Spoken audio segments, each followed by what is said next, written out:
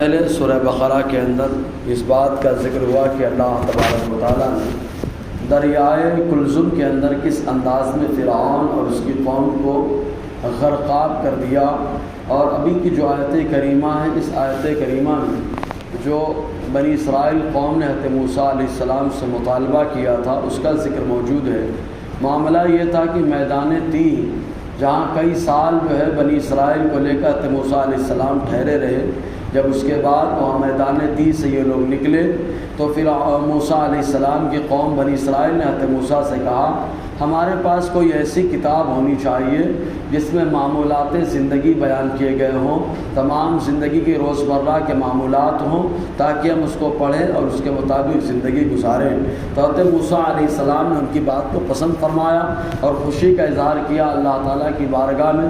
حضرت موسیٰ علیہ السلام نے جو ہے بات رکھی، پروردگار عالم نے فرمایا اے موسیٰ آ جاؤ طور کی پہاڑی پر، یہاں 1 ماہ اعتکاف کرو اور اس کے بعد تورات سے نوازا جائے گا۔ چنانچہ ذوالقعدہ کے مہینے میں حضرت موسیٰ علیہ السلام اپنے بھائی ہارون علیہ السلام کو اپنا خلیفہ اور نائب بنا کر اپنی قوم کے درمیان آپ وادی طور پر کوہ طور پر تشریف لے گئے۔ چنانچہ طور پر جب گئے تو آپ ذوالقعدہ کا مکمل مہینہ اعتکاف کیا، اور 1 مہینہ مکمل ہونے کے بعد آپ نے مسواک کی، اور مسواک کرنے کے بعد اللہ تعالیٰ نے موسیٰ علیہ السلام کی ادا کو پسند کیا، 10 دن کا اور اضافہ کر دیا کہ اعتکاف 10 دن کا اور کرے۔ تو ذوالحجہ کے شروع کے 10 دن، اس کے بعد اللہ تبارک و تعالیٰ نے جب موسیٰ علیہ السلام کو تورات عطا فرمانا چاہا تو پہلے ایک پیغام دیا آپ یہاں تو چلے آئے، لیکن آپ کے دیری کی وجہ سے 10 دن جو میں نے روک لیا تو آپ کی قوم میں جو ہے بڑا فساد اور بڑا معاملہ پیچیدہ ہو چکا ہے۔ موسیٰ علیہ السلام نے عرض کیا مولا کیا؟ تو اللہ تعالیٰ نے پوری بات بتائی۔ ہوا یہ تھا کہ ادھر سامری جو ہے یہ بہکانے اور ورغلانے لگا۔ چنانچہ سامری یہ منافق تھا حضرت موسیٰ علیہ السلام کی قوم میں۔ کچھ لوگوں نے کہا اس کی ماں قبطی تھی، باپ جو ہے بنی اسرائیل میں سے تھا، اور کچھ لوگوں نے کہا باپ یہ قبطی تھا یعنی فرعونی تھا اور ماں بنی اسرائیل میں سے تھی، اور یہ ہمیشہ بنی اسرائیل کی جو ہے خرابی اور تباہی اور بربادی کا ذریعہ تلاش کرتا رہتا تھا۔ چنانچہ اس نے جو ہے بنی اسرائیل کے کی ایک بات کو بہت غور سے نوٹس کیا تھا، وہ یہ کہ جو زیورات جو بنی اسرائیل قوم فرعون سے لے کر کے گئے تھے، اس زیورات کے تعلق سے سوال کیا تھا کہ ان کا کیا کرے۔ تو حضرت موسیٰ علیہ السلام نے فرمایا پہلے تورات لا کر میں کتاب دیتا ہوں اور اس کے بعد اس کا حکم بتایا جائے گا۔ اور اس زمانے میں مال غنیمت حلال نہ تھا استعمال کرنا، بلکہ مال غنیمت اور قربانی کا معاملہ بالکل ایسے ہی تھا کہ آسمان سے ایک آگ آتی اور کھا کر کے چلی جاتی، اور یہ تو اللہ کا کرم ہے ہمارے نبی صلی اللہ علیہ وسلم کے صدقے اللہ نے قربانی کا گوشت اس امت کے کھانے کی اجازت عطا فرما دی، اور ساتھ ہی ساتھ مال غنیمت کو بھی ہم سے ہمارے لیے حلال ٹھہرا دیا۔ مال غنیمت جو غیروں سے لڑائی ہو مقابلہ ہو تو اس میں جو مال ہاتھ آتا ہے وہ مال غنیمت کا مال کہلاتا ہے۔ ایک روایت میں آقا علیہ السلام نے فرمایا افضل لقمہ وہ ہے جو انسان غنیمت کے مال سے کھاتا ہے، اور پھر اس کے بعد جو اب آدمی اپنی محنت کی کمائی سے کھاتا ہے، پھر اس کے بعد زراعت کی کمائی سے کھاتا ہے۔ اس انداز میں آقا علیہ السلام نے بیان فرمایا۔ تو بہرکیف ان لوگوں نے پوچھا تھا کہ زیورات کیا کرے، تو سامری کو موقع مل گیا اور اس نے کہا ٹینشن مت لو، زیورات مجھے دے دو، میں شاندار ایک چیز بنا کر تمہارے سامنے پیش کرتا ہوں۔ چنانچہ اس انداز میں بات رکھی تو ساری قوم نے ایک دم سادہ انداز میں اٹھا کے زیور دے دیا۔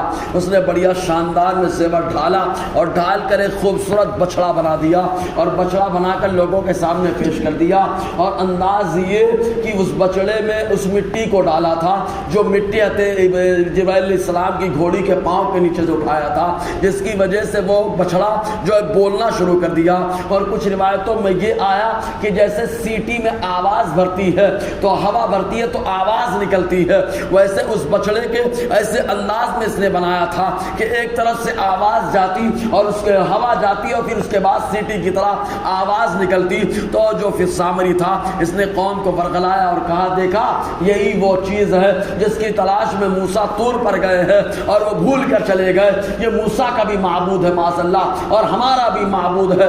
چنانچہ جب اس نے معبود کہنا شروع کر دیا تب ایسی صورت میں لوگوں نے اس کی مخالفت کر دی۔ قوم میں 3 طرح کے لوگ پیدا ہو گئے، 3 گروہ جنم لیے۔ پہلا گروہ وہ تھا جو بچڑے کی پوجا میں ایک دم بے تحاشا ٹوٹ پڑا اور ان لوگوں نے کہا سامری کوئی غلط بات نہیں کہتا ہے۔ موسیٰ بھول کر کے چلے گئے، اگر وہ خدا کو وہاں پا لیتے تو 30 دن کا وعدہ تھا، آج 40 دن مکمل ہو رہے ہیں۔ موسیٰ آ جاتے، آنے میں تاخیر اس کی وجہ یہ کہ معبود سے بات نہ ہو سکی ہے، معبود ہمارے سامنے ہے۔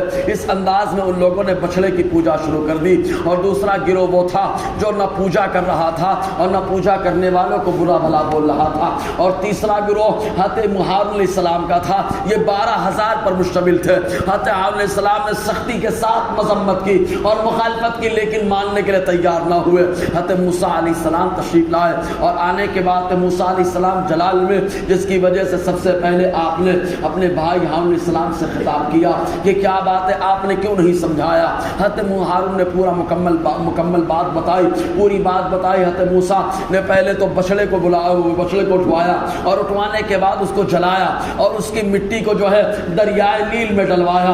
تو وہ لوگ جو اس کی پوجا کر رہے تھے تو پوجا کرنے والے اتنی زیادہ ان کے دل میں محبت بیٹھ گئی تھی کہ وہ پانی جس میں اس کی راکھ کو پھینکا گیا تھا وہ پانی چلوں میں لے کر کے پی رہے تھے، جس کی وجہ سے اللہ تعالیٰ نے ان کے چہروں کو کالا کر دیا تھا، چہرہ سیاہ ہو گیا۔ اس کے بعد موسیٰ علیہ السلام نے سامری کو یہ سزا دی، اے سامری اب تیری سزا یہ کہ کوئی تجھ کو چھوئے گا نہیں اور جو چھوئے گا تجھے بھی تکلیف ہوگی اور اسے بھی تکلیف ہوگی۔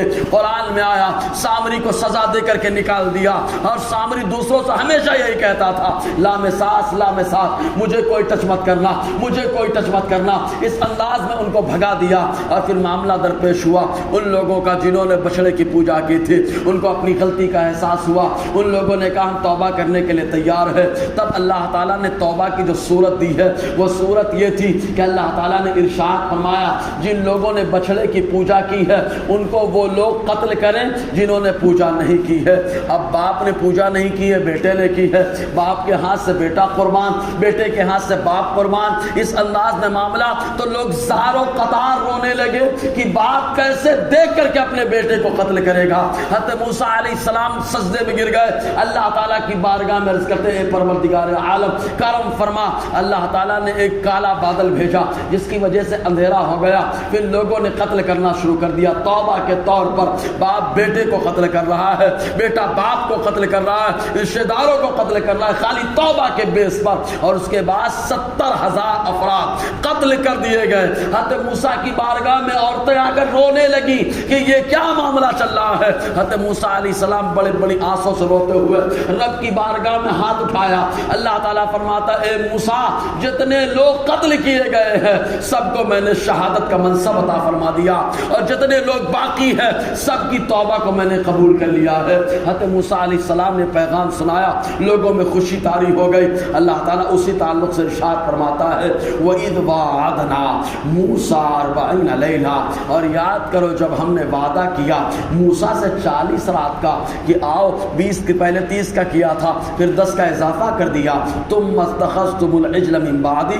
پھر تم نے بچڑے کو معبود بنا لیا ان کے آنے کے بعد، وانتم ظالمون، اور تم ظلم کرنے والے ہو، ثم عفونا عنکم، پھر اس کے بعد ہم نے تم کو معاف کر دیا، من بعد ذلک، اس کے بعد لعلکم تشکرون، شاید تم شکر ادا کرو۔ انشاءاللہ اس کے بعد اور آگے گفتگو رہے گی۔ اللہ تعالی ہم سب کو فیضان قرآن برکات قرآن سے مالا مال فرمائے۔